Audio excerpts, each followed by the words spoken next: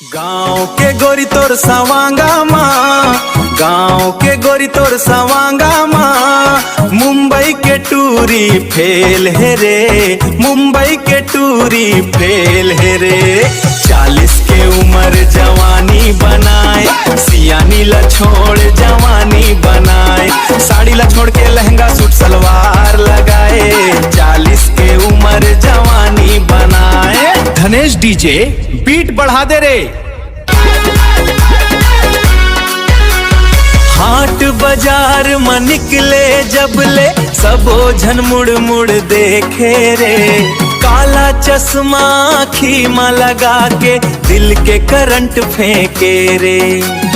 चाल मतोर गजब नखरा है, लाखों झन के मेल है रे। 40 के उम्र जवानी बनाए, सियानी ला छोड़ जवानी बनाए। जुन्ना घर में फैका लगा थे वो, तै यही घर में सटर लगाए वो। न चेहरा में क्रीम पाउडर, न मूड़ी में तर तेल है रे। अब तो मोबाइल हाथ में धर के रील बना बना खेल है रे। 40 के उम्र जवानी बनाए, सियानी ला छोड़ जवानी।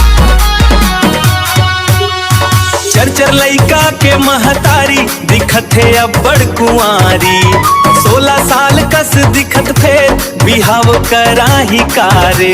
40 के उम्र जवानी बनाए, सियानी ला छोड़ जवानी बनाए, साड़ी ला छोड़ के लहंगा सूट सलवार लगाए, 40 के उम्र जवानी बनाए। 40 के उम्र जवानी बनाए, सियानी ला छोड़ जवानी। डीजे बाजे बिहाव मजबले तय मंच ऊपर चढ़ जाथस, कमर हिला के नागिन जस सबके होश उड़ा जाथस। धनेश डीजे बीट बजावे, पंडाल झूमे रात भर रे। 40 के उम्र जवानी बनाए, सियानी ला छोड़ जवानी बनाए। 40 के उम्र जवानी बनाए, सियानी ला छोड़ जवानी बनाए, साड़ी ला छोड़ के लहंगा सूट सलवार लगाए, 40 के उम्र जवानी बनाए। गाँव के गोरी तोर सवांगा माँ, मुंबई के टूरी फेल है रे। धनेश डीजे बीट बढ़ा दे रे।